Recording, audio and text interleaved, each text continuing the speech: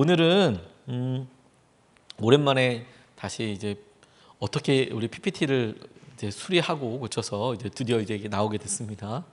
얼마나 감사한지 몰라요. 그래서 오랜만에 저희가 성경 통독을 속회 방학 때 하고 있는데요. 이 속회 방학 때 읽는 부분이 열왕기 하서부터 에스더까지 읽게 됩니다. 지금 여러분 역대하를 읽고 있으셔야 정상입니다. 32장까지가 오늘 읽어야 될 분량이었습니다. 이스라엘 역사를 쭉 계속 읽다 보면 왕 이름 계속 나오고 또 계속 반복되는 일들 가운데 무엇이 핵심이고 중심일지 잘 보이지가 않아요. 그래서 이렇게 역사라는 것을 좀 거시적으로 쭉 떨어뜨려 놓고 보면 하나님께서 우리 계시는 메시지를 볼 수 있겠다. 그래서 오늘은 첫 번째 시간으로 제가 이 부제목을 이렇게 적어봤어요. 다윗의 약속과 여로보암의 길. 성경의 역사를 볼 수 있는 여러 방법이 있는데 이번 주에는 다윗의 약속과 여로보암의 길이라는 주제로 왕들의 역사를 쭉 훑어보고, 다음 주에는 우연의 화살이라고 일단은 가제를 적어봤는데 성경이라는 몇 가지 사건을 통해서 우연이 어떻게 하나님께서 은혜가 되는지, 계획하심이 되는지, 이것을 가지고 남아있는 역사를 쭉 한번 살펴볼 수 있도록 하겠습니다. 역사는 반복된다라는 말에 혹시 여러분들 어떻게 생각하세요? 요즘 우리가 한일 문제로 인해서 역사와 관련된 이야기를 참 많이 하는데, 역사가 반복된다, 역사가 반복된다, 그걸 제대로 잘 학습하지 않으면 반복되게 된다, 이런 이야기를 요즘 많이 듣는데요. 그런데 하나님께서 우리에게 이것을 우리가 열왕기 상하, 역대 상하를 읽으면서 보게 해주시는 것 같아요. 오늘 들어가면서 잠깐 우리 영상 하나 보고 시작하고 싶은데요. About Time이라는 영상이에요. 시간에 대해서 이렇게 쓴 영화인데요. 이 사람이 영화니까 가능한 일인데 자기가 원하는 시간대로 돌아갈 수가 있어요. 돌아갈 수가 있어서 이 가정의 남자분들은 다 그런 초능력이 있대요. 그래서 똑같은 삶을 과거로 돌아가서 다시 살 수 있는 거예요. 그런데 그런 삶이 있어도 별로 삶이 행복하지 않는 거예요. 그래서 주인공이 아버지한테 행복한 삶을 살 수 있는 방법에 대해서 이렇게 물어봐요. 그랬더니 아버지가 이렇게 이야기합니다. 그냥 하루를 살아봐. 그리고 다시 돌아가서 그날 하루에 네가 보지 못했던 것들 한번 다시 보고 한번 새겨봐. 이렇게 이야기하는데 간단하게 영상 한 3분 정도 되는데요. 같이 보겠습니다.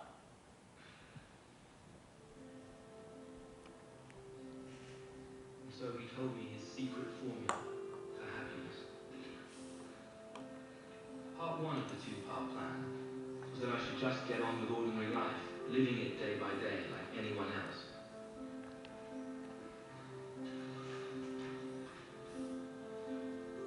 These statements were revised for that paragraph there. Rupert, is that the best you can do? Yeah. No, but absolutely not. We can change that. Item number 2.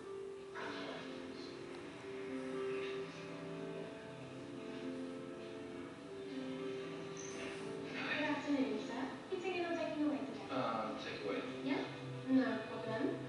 Lovely, that's 424 then. Thank you kindly. Thank you. Hi, Anna.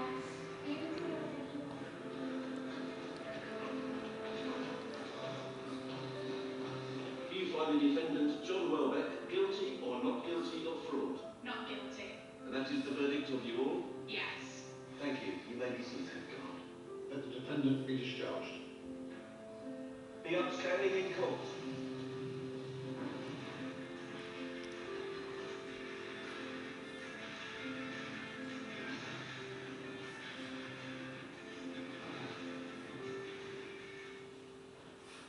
Thanks, Al. Yeah. Tough day. But then came part 2 of Dad's plan. He told me to live every day again, almost exactly the same. The first time with all the tensions and worries that stop us noticing how sweet the world can be. But the second time, noticing. Okay, Dad. Let's give it a go.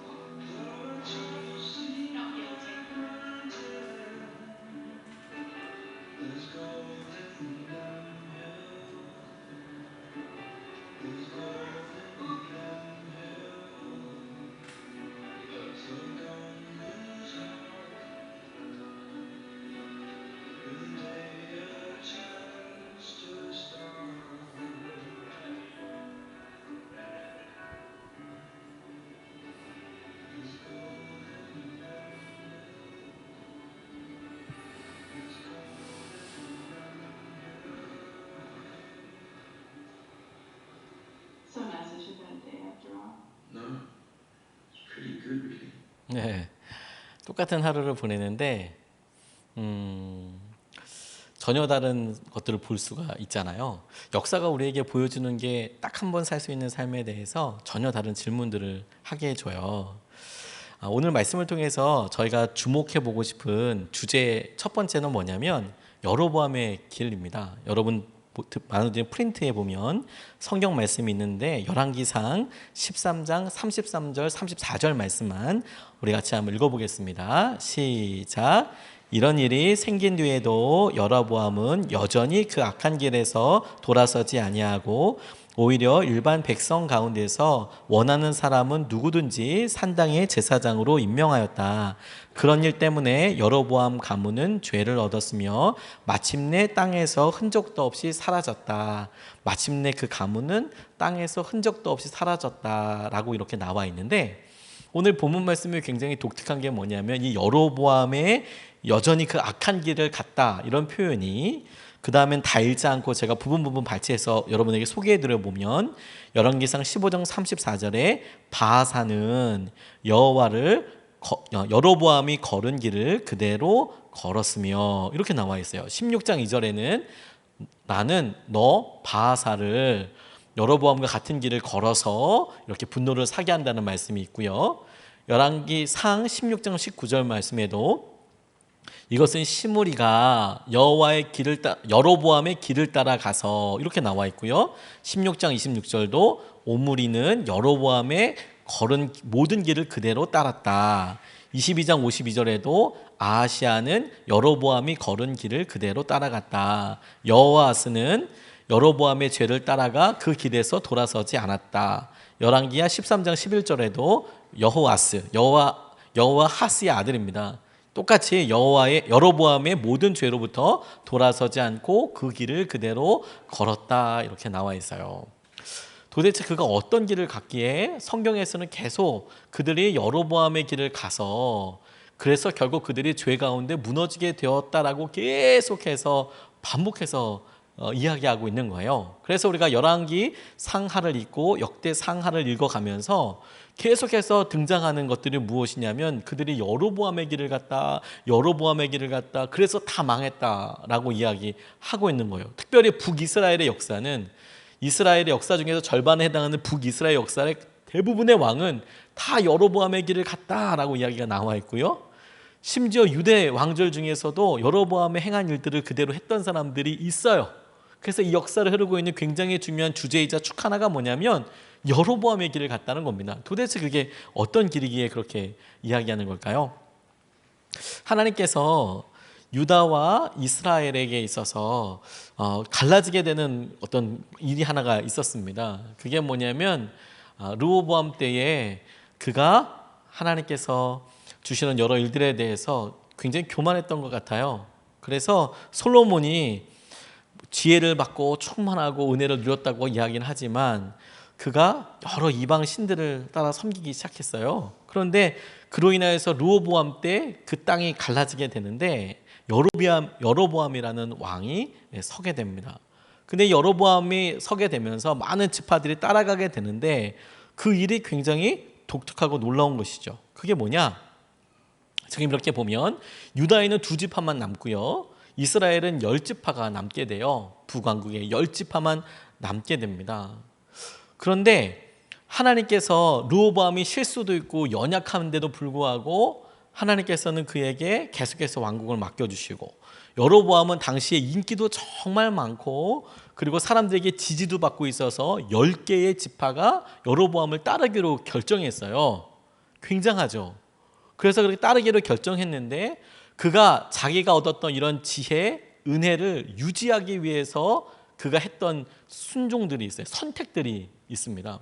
근데 한 가지 주목해 볼 것은 뭐냐면 하나님께서 여로보암에게 예언을 주실 때 네가 내 말대로 순종하면 다윗과도 같은 은혜를 주시겠다라고 말씀하셨거든요.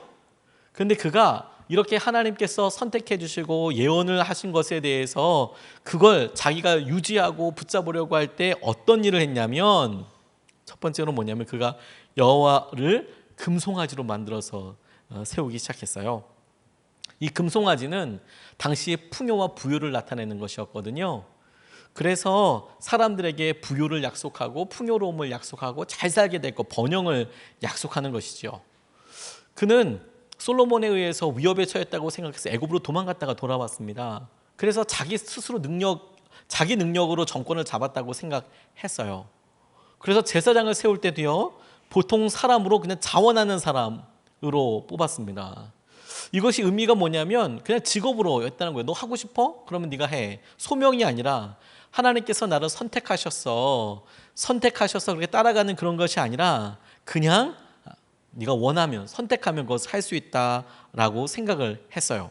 반면에 남유다 쪽은 레위인이 계속해서 제사 드릴 수 있도록 제사장의 일을 하게 되었던 거죠. 또 주도권도요, 인간들의 편의에 제공해 주기 위해서 스스로 만든 종교에 대해서 종교를 주장했습니다. 그래서 철저하게 자기 편한 대로 생활 방식을 유지했어요.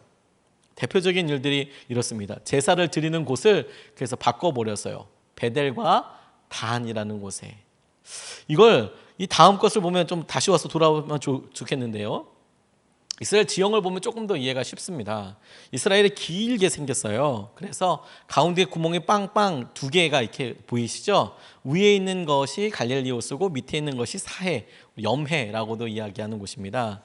그런데 위쪽에 있는 푸른색 지역이 북이스라엘 지역이에요. 남쪽에 있는 약간 불구스름한 갈색 톤이 있는 게 남유다 지역입니다. 갈라지고 난 이 지역인데 928년에 그렇게 됐습니다. 근데 흥미로운 것이 뭐냐면 지금 박스가 두 개가 있는데 맨 밑에는 부엘세바라는 곳이 있어요. 맨 위에는 단이라는 곳이 있습니다.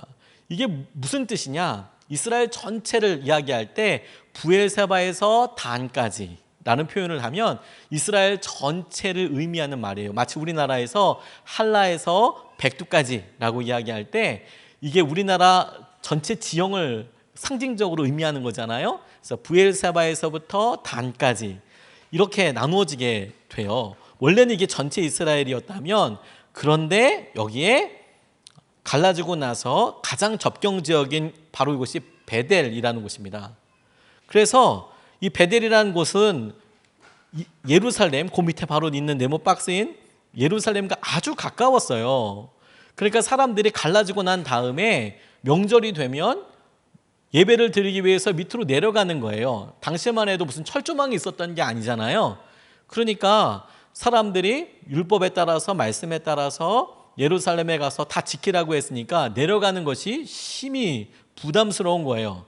그래서 그들이 생각하기에 그러면 바로 접경적인 베델에 우상을 만들어, 단을 만들어. 그래서 금송아지를 두 군데다 만들었습니다. 한 군데도 아니고. 그게 어디냐면 단 맨 꼭대기에, 그리고 베델이라는 곳에 두 군데 이렇게 만들게 됩니다. 그러면 우리가 똑같이 부엘세바에서부터 단까지가 이스라엘 전체를 이야기한다면, 근데 북이스라엘에게 있어서 베델에서부터 단까지는 역시 북이스라엘 전체를 말하는 거거든요. 근데 그들이 예배드릴 곳을 너희들이 편한 곳에 가서 너희들이 원하는 대로 한번 드려봐라, 이런 의미로 이야기를 했어요. 너희들이 선택하고. 그런데 이 지역을 다시 한번 보면 또 하나 특별한 것이 있습니다. 지금 경계가 이렇게 나눠지거든요. 거의 비슷하게 이렇게 잘라지게 되는데 얼핏 봐도 녹색이 왼쪽에 그리고 위쪽에 있잖아요.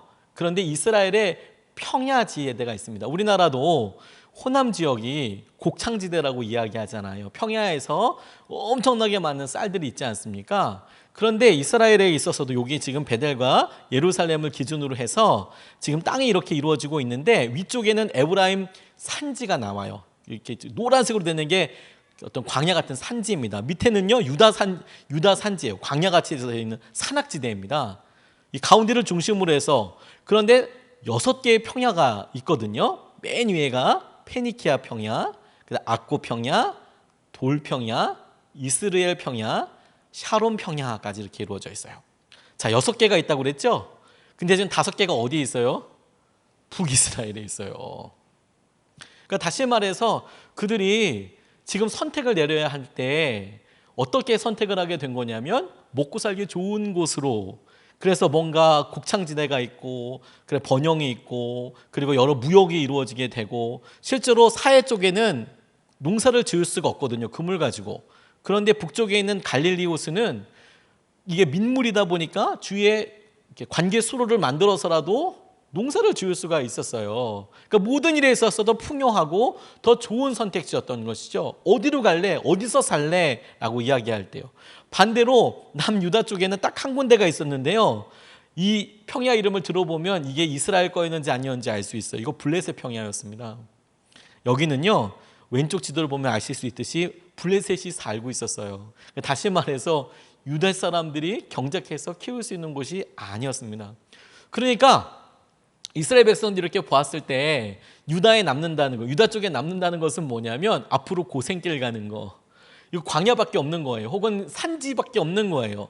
물론 전혀 풀이 없는 것은 아닙니다. 지역에 따라서 농사가 가능하지만 많은 사람들이 먹고 살 수 있을 만큼의 곡창지대나 그리고 뭔가 좀 풍요로운, 뭔가 저축할 수 있는 뭐 이런 게 없는 그런 지대에 남게 되는 것이죠. 반면에 내가 북이스라엘로 간다는 것은 뭐냐면 기회의 땅으로 가는 것이고 많은 사람들이 합리적으로 당연하다고 생각하는 곳에서 사는 것과 똑같은 선택이었다라는 거예요. 그러다 보니까 여러분,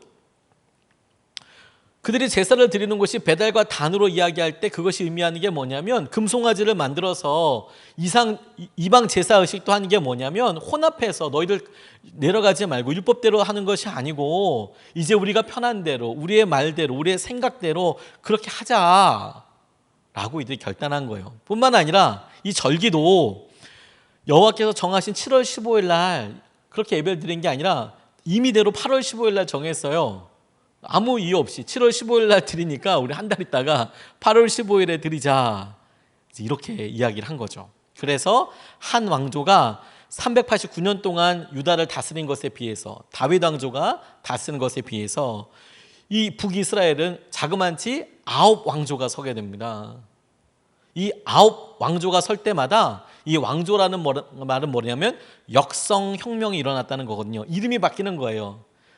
마치 왕씨에서 이씨로 바뀌듯이, 고려에서 이씨 조선으로 내려가듯이 역성혁명이 일어나는 거예요. 많은 사람들이 죽고 신하들이 다 죽고 신하 중에 한 사람이 왕이 되고 배신하고 이런 일들이 끊임없이 피해 역사를 이루어냈던 것이죠. 그게 진짜 어렵고 황당한 거예요. 그럼에도 불구하고 하나님께서 이들에게 기회를 그렇게 주셨습니다. 그래서 이들 조상들이요, 자신들을 위하여 십자가를 그냥 벗어버렸다면 후손들은요, 태어나서 보고 배운 그 잘못된 삶과 신앙을 그냥 진리로 알고 살았어요. 그래서 여로보암의 길을 갔다라고 이야기할 때 이 말이 의미하는 바가 뭐냐면, 여로보암은 이 모든 일들을 그냥 보면서 하나님, 내게 그렇게 말씀하셨지만 내가 보이는 이 금송아지, 이게 여호와 하나님이라고 믿고, 그리고 그 하나님께 드리는 예배, 절기 우리가 정한 대로 하면 되고, 당장 우리가 주었던 것 이거 뺏기지 않기 위해서 우리가 능력을 갖추면 되고, 이런 식으로 계속 태어난 걸 보고 그게 믿음이다라고 선택한 것을 사람들이 그걸 보고 후손들은 다 그 길을 따라서 가서 다 같이 죽는 길을 가게 된 거예요. 자신이 원하는 조건을 따르다가 사람의 명령 그거 만족시키는 거 따르기를 좋아하다가 사람을 만족시키기 위해서 그냥 그렇게 가다가 그냥 그렇게 마지막을 맞게 되는 것이죠. 반대로 이 유다 사람들은 르호보암이 잘했다 못했다를 떠나서 어찌됐건 간에 말씀 있는 곳에 남았어요. 솔로몬 성전이 있는 곳에 예배를 드리고, 그리고 여호와께서 정하신 날짜에 절기를 드리고, 어떻게 보면 지극히 어리석어 보이는 거예요. 그들이 선택할 수 있었거든요. 어리석어 보여요. 그런데요, 그냥 그곳에 남아 있었는데 결국에 그 어리석고 남아 있었던 사람들을 보니까 환경을 내가 허락하심이야. 이게 하나님께서 내게 주신 거야. 말씀을 기준으로 내가 삼아야지. 그러다 보니까 정쟁이 없었던 것은 아니지만 더 오래, 더 길게, 더 평안하게 그들의 삶을 살 수 있었다라는 거예요. 이게 놀라운 능력이고 하나님께서 행하시는 것이라는 생각을 하게 됐어요. 그래서 가만히 하나님께서 하신 이런 일들을 보면서 좀 넘어가겠습니다. 또 다른 축을 하나 생각해 보게 됐습니다. 그게 뭐냐면 여로보암의 길과 전혀 다른 길이 뭐냐면 다윗의 언약이 이어지게 됩니다. 다윗의 언약이라고 나와 있는 말씀이 있는데요. 우리가 여러분 드린 프린트에 줄쳐 있는 부분만 읽겠습니다. 우리 같이 한번 읽겠습니다. 시작. 내 백성 이스라엘의 통치자로 삼은 것은 바로 나다. 너와 함께 나는 이제 내 이름을 세상에서 위대한 사람들의 이름과 같이 빛나게 해주겠다. 내가 한 곳을 정하여 거기에 내 백성 이스라엘을 심어 나 주가 너희 집안을 한 왕조로 만들겠다는 것을 이제 나 주가 너에게 선언한다. 내가 내 몸에서 나올 자식을 후계자로 세워서 그의 나라를 튼튼하게 하겠다. 나는 그의 나라의 왕위를 영원토록 튼튼하게 하여 주겠다. 나는 그의 아버지가 되고 그는 나의 아들이 될 것이다. 그가 죄를 지으면 사람들이 저의 자식을 매로 때리거나 채찍으로 치듯이 나도 그를 징계하겠다. 너의 자손에게는 총애를 거두지 아니하겠다. 내 집과 내 나라가 내 앞에서 영원히 이어질 것이며 내 왕위가 영원히 튼튼하게 서 있을 것이다. 이렇게 약속해 주셨어요. 이 다윗의 언약은 언제 한 것이냐면요, 하나님께서 다윗이 내가 하나님을 향하여서 성전을 짓겠습니다 라고 이야기할 때 나단이 처음에는 지으라고 이야기하다가 다시 하나님 음성을 듣습니다. 돌아가서 당신 손에 묻은 피가 너무 많으니까 당신 아들 때 짓도록 해주겠다. 이제 이렇게 약속을 해주시면서 그 솔로몬에게 오늘 읽었던 이 말씀을 약속해 주세요. 내가 너를 왕조로 삼아주겠고 영원한 언약을 너에게 주겠고 너에게 하시는 약속하신 것을 그대로 내가 이룰 것이다. 계속 이렇게 약속하여 주시고 말씀하여 주신 거거든요. 근데 여러분, 우리가 아까 그 그림을 다시 한번 생각해 보면 이렇습니다. 이스라엘 백성들이 그들의 삶에 있어서 선택할 수 있어요.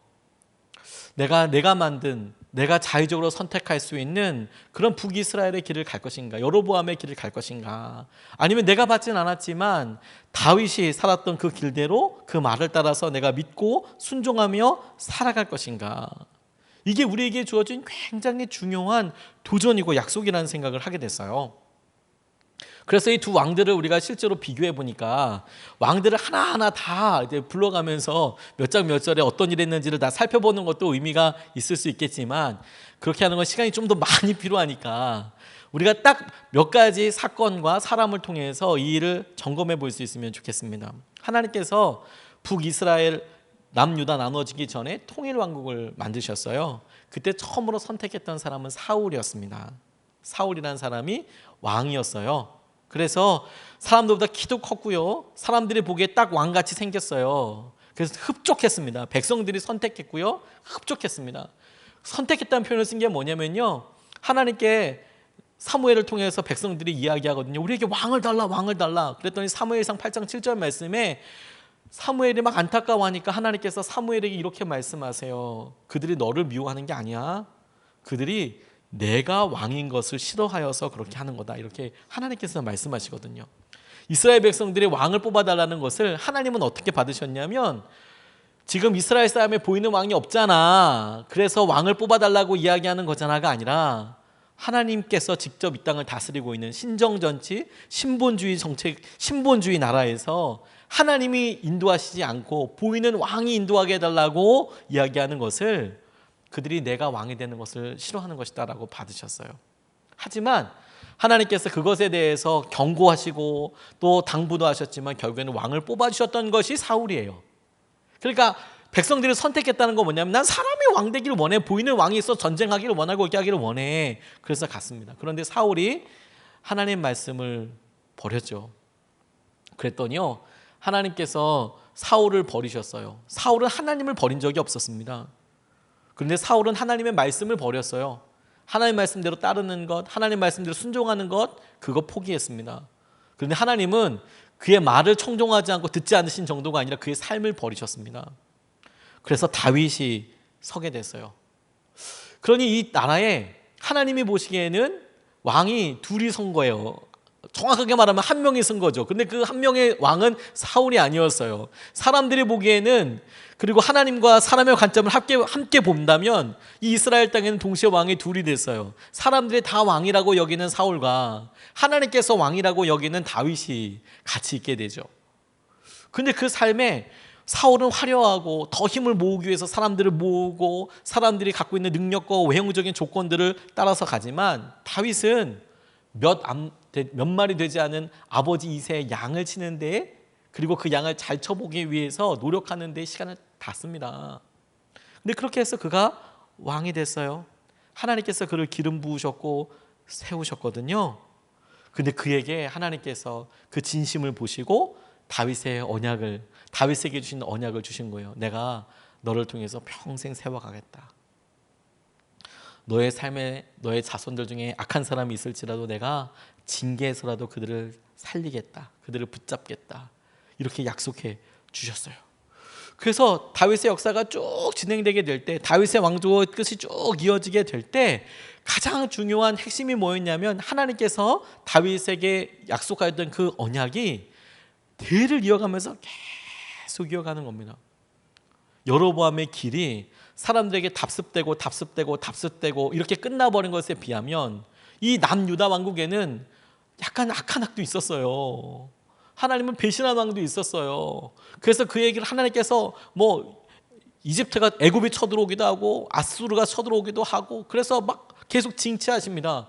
그런데 그걸로 그렇게 계속해서라도 어찌됐건 간에 하나님께서 이 언약을 이루어 가시는 거예요. 근데 놀랍지 않습니까? 그렇게 똑같은 악한 왕이라고 보이시는 하나님께서 한쪽은 포기하지 않고 계속 바꿔가시고 그렇게 바꿔가시다 보니까 놀라운 것은 개 중에 선한 왕도 나오더라는 거예요. 그리고 하나님께서 그것을 계속 이끌어 가시더라는 거예요. 하나님의 은혜를 계속 인도하시는 것을 놓고 하나님 포기하지 않고 이끌어 가시더라는 것이죠. 솔로몬이 그런 은혜를 참 받아서 좋은 왕이 될 수 있었을 텐데 그가 처음에는 진짜 좋은 왕으로 섰습니다. 그런데 놀라운 것은 뭐냐면 그가 하나님께 받은 그 지혜와 그 마음을 잘 사용하지 못했어요. 오늘은 시간이 짧아서 보지 않았지만 솔로몬 시대에 그 지혜와 하나님께서 참 좋은 말씀을 주셨지만 한 가지 없었던 것이 있습니다. 혹시 여러분 아십니까? 솔로몬의 시대 때 없었던 것이 뭐냐면 선지자가 없었어요.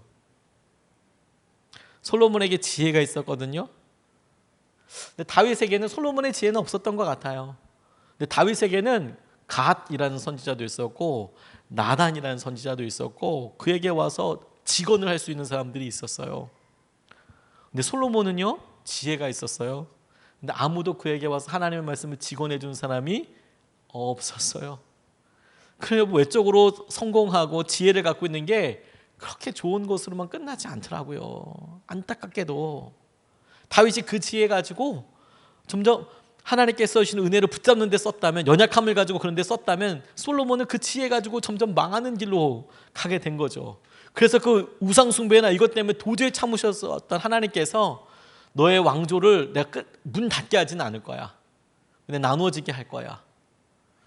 그래서 북이스라엘과 남유다가 나눠지게 됩니다. 이 왕들이 참 많아요. 그래서 남유다 왕국에는요 20명의 왕이 나옵니다. 르호보암부터 시작해서 시드기야 마지막 왕까지요. 586년에 이스라엘이 망하게 되거든요. BC 586년에. 반면에 북이스라엘은 위쪽에 있는데요. 여로보암서부터 시작해서 마지막 호세아까지 총 19명이 왕이 됩니다. 계속해서 왕조가 바뀌면서 총 9번의 왕조가 바뀌고 그리고 19명의 왕이 있게 돼요. 제일 짧은 사람 7일도 있어요. 7일, 1개월 이런 사람들이 있어요. 여러분 받으신 프린트 뒷면에 똑같은 그림이 나와 있습니다. 정말 짧게 나와 있는 여러 사람들이 있어요. 그런데 이 역사들 중에서 딱 4왕을 좀 같이 기억할 수 있으면 좋겠습니다. 이 순서를 기억하기가 되게 쉽지 않잖아요. 똑같이 반복되는 여로보암의 길을 갔다 여로보암의 길을 갔다라고 이야기할 때 영적으로 기준이 되는 4사람, 6사람은 이미 2사람은 배웠으니까 르호보암과 여로보암은 일단 동시대 사람이겠죠. 그때 나라가 갈라지게 됐으니까 여로보암과 르호보암이 동시대 사람이라면 또 한 시대 동시대에 살았던 사람이 뭐냐면 북이스라엘의 7번 아하방 그리고 남유다의 4번 여호사밧 왕입니다. 그가 사돈관계를 맺어요. 그래서 아합과 여호사밧이 전쟁을 같이 나가기도 합니다. 그런데 그 전쟁에서 아합이 죽지요. 애 묻은 화살 맞고 죽습니다. 그래서 열왕기 상이 끝나요.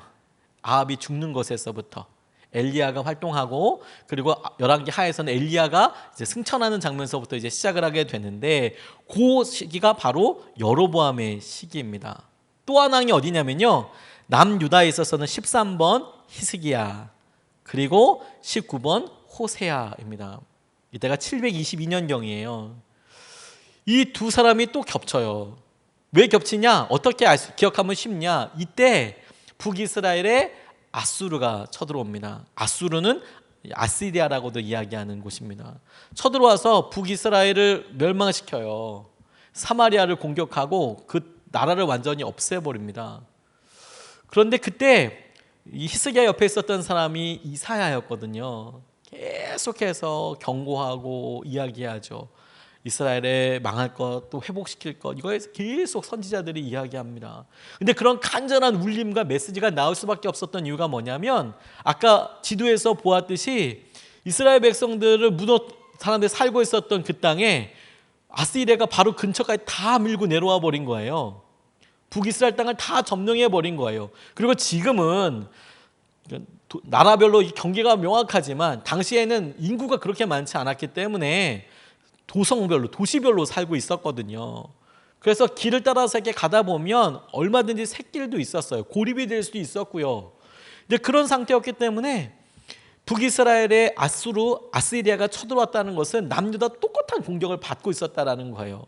그래서 하나님께서 이 히스기야 왕 때 북이스라엘이 멸망하는 과정들을 통하여서 누구를 흔들어 깨우셨냐? 남유다 백성들을 흔들어 깨우셨어요. 멸망하게 된다.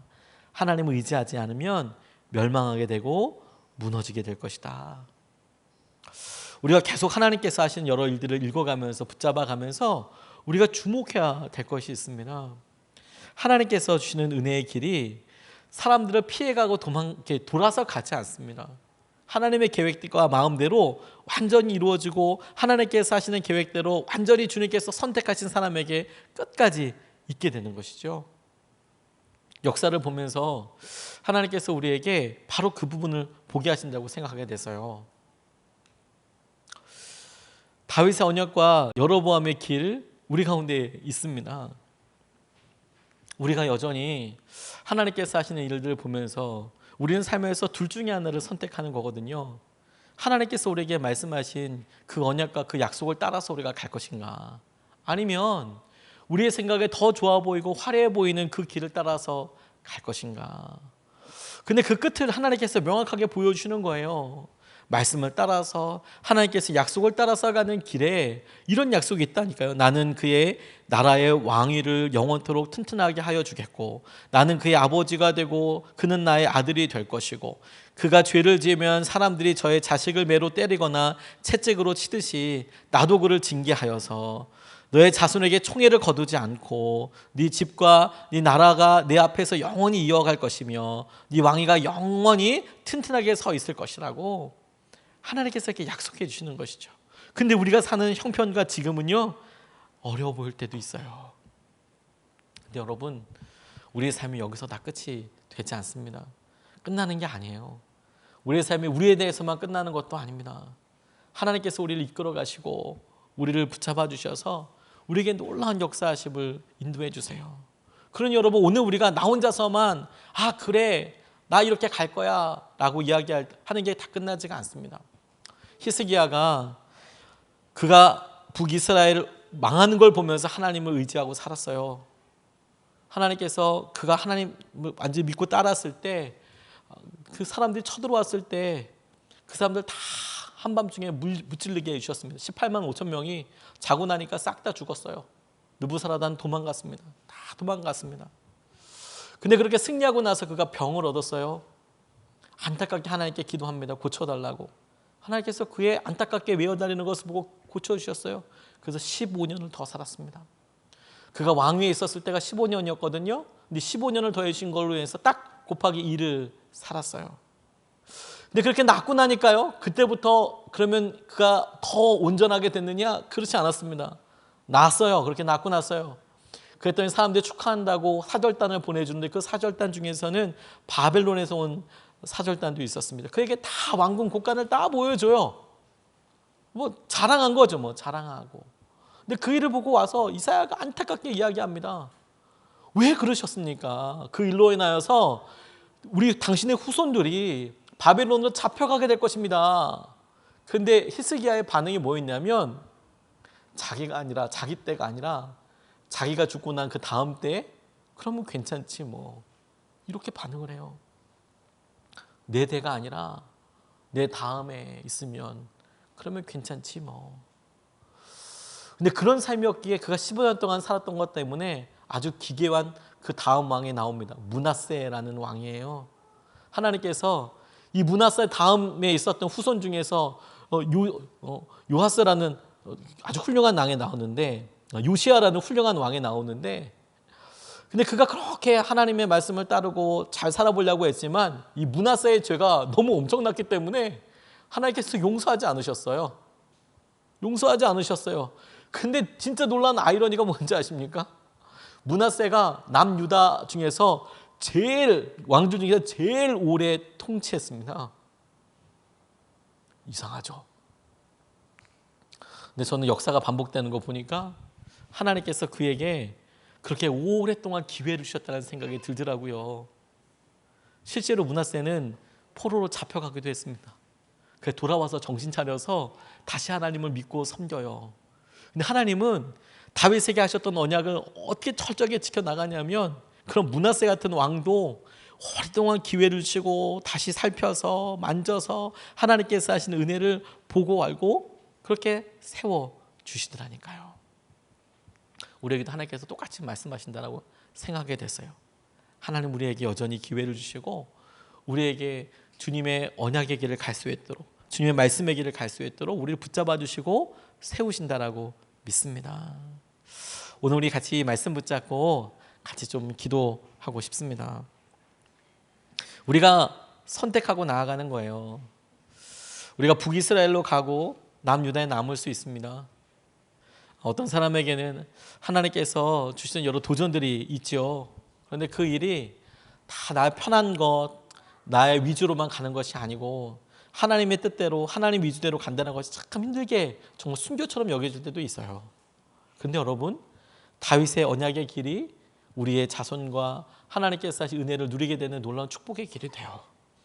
근데 우리가 우리 중심으로 살아가고 욕심대로 살아가는 여로보암의 길은 망하고 죄로 끝나버리게 되는 길이 될 거예요. 우리가 이것을 붙잡고 하나님 우리가 주님께서 하신 언약의 길을 가게 해 주십시오. 주의 말씀대로 우리가 살게 해 주십시오. 하나님께서 이끌어주시는 것을 우리가 누리게 하여 주십시오. 이렇게 좀 붙잡고 기도하고 싶습니다. 하나님께서 우리에게 약속하신 것을 따라서 나아가고 넉넉히 이기는 삶을 살게 하여 주십시오. 하나님께서 우리를 붙잡아 주셔서 그 은혜와 기쁨을 따라서 나아가게 하여 주시옵소서. 우리가 다윗에게 주신 그 언약을 예수님을 통하여서 붙잡고 누리고 가되 하나님께서 하시는 그 은혜를 우리 삶에서 누리게 하여 주십시오 라고 이렇게 우리 붙잡고 같이 기도하시겠습니다.